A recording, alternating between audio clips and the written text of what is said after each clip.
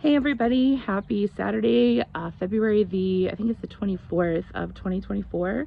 Long time no see, but no time like the present. It's a beautiful day to get some things done, and it's actually getting warm here in Texas, so we've got summer weather well on its way, and at this point we have to start mowing. So that's kind of my big task for the day is mowing, but in between charging batteries and things. I'm taking breaks and working on some other stuff, and this has been a long awaited one. I'm still having to fight a little bit of sun here, but I'm excited to get this one done. It's been a long time coming. So I am here on the south side of the house, and this is a subject that I intentionally did not cover a lot when I first got the house, for what you'll see are very obvious reasons. So when I first got the house, the electrical was incredibly dangerous. And I've just seen evidence of that. I've shared with you guys before, all over the house, areas where things were overloaded and they melted, both in the attic and in the walls, areas where junctions were made illegally, undersized, and the outside of the house was very much an indication of what was going on inside. So let's just see what's in the outside of the house that's still here. One of my projects today is going to be to take some of these things off. So this is actually some Romex, which is interior sheathed wire, so it's sheathed in plastic.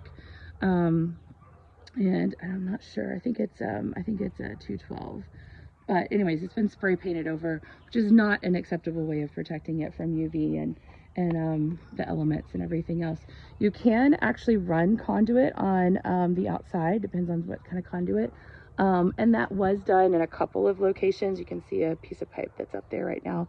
It's not beautiful, but when you have a historic house, sometimes that is a quick, easy, and still safe way of doing it. We're gonna do better. But yeah, I'm excited to get some of that out so you can start to see these beautiful details and things that are still left. So this will be a fun little project to start taking some of this off. But just to kind of cover what is up here. So when I first got the house, the power ran overhead, as did the internet. And I was actually one of two. You see this box up here. This is where the weather head would have actually attached to the power, which would have come in right at this eave as well. And it would have attached and then come on down into this first panel. But that was not my meter. So I was actually one of, I was told, two in the county that had my meter still up on the pole. So they were kind of happy to have me take that down. And so it's actually been buried. That was a huge undertaking. It took several years to get somebody out here to do it. They left a lot of damage within the yard. As you can see, I've got like rolling hills now. The next project to fix. But anyways, it feels really good to have that stuff buried. I also buried conduit so that I can go ahead and run my internet below grade as well. It's actually spaced well like it needs to be. But there was a conflict between the internet company says that the electrician needs to do it and they don't want to come out, and the electrician is saying that the internet company needs to do it, and it's been years and here we are. So if there's nothing more than a lesson in patience, that's what this is all about. And so we sit and wait until somebody decides what to do. I could probably pull wire, but I don't really know. Anyway, so these two boxes need to stay for now. This little one is basically my junction with my internet. The pipe actually comes up over here, and so that would still connect. I might scoot it over, and then there's actually a telephone one there that is running to internet too, which I'll relocate as well to be just a little bit more convenient and protected, instead of having all this random junk all over the wall, because it's not pretty. But back to the internet, which will someday get fixed, and now the power. So we've got this box that comes down into the first panel, and there's actually a very good reason why I waited quite a while, because I wanted to document this as I took everything down, but then you'll also see the other reason. So this panel is one of three types like this that I had, and this, if you ever have a chance to look at it, is called a stab lock. I hope you can see the name. So that's what you're looking for if you're looking for these types of panels. It was made by a company called Federal Pacific Electric. whose logo is actually on this panel, but it's quite difficult to see because it's been painted over. Excuse me, there are also some bugs, but not too bad. And then yes, you would never want to touch these types of wires back in the day, but there's nothing attached to them anymore, so we're okay. So anyways, this is the FPE panel. I'm going to switch it over so you can see a little bit more closely. This is the reason why I could not mess with it for quite some time, because I did not want to get stung by all the things. So these should have been sealed, but obviously weren't, and we've got several different nests of, you know, different bugs and things, wildlife that was living in here, which added to the challenges and the risk. So when we first got the house, immediately we started taking load off of this, and taking out electrical wire, trying to limit any of the potential risk. And of course the priority was getting this electrical fixed. So I'm glad we did that. But this is just kind of what remains. So there was actually a time when I would travel, I would actually come out here and literally shut off all the power to the entire house, as well as drain the water if it was cold. So I'm really grateful that I don't have to do that anymore.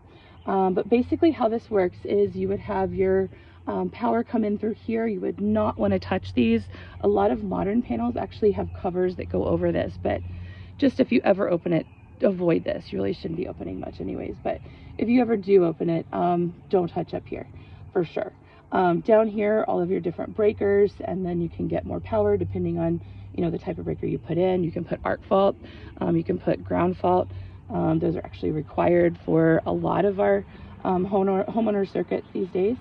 And then we have our bus bar and everything down here, which is grounding. So what would happen normally is you would have all of your circuits plugged in, and then that ties in here. And if there was an arc or a ground connection, then it would immediately trip the panel, and so it would trip and keep you safe. It would cut the electricity to that circuit. What happened was, with this particular company, and this was back in the day, they did the testing at the laboratory, but something was a little shady. I'm not really sure how they tricked the testing, but anyways, it was pretty documented that essentially what was happening was, after this, my understanding is that it made it into the market. People started installing these in all of their homes, and we started to see fires.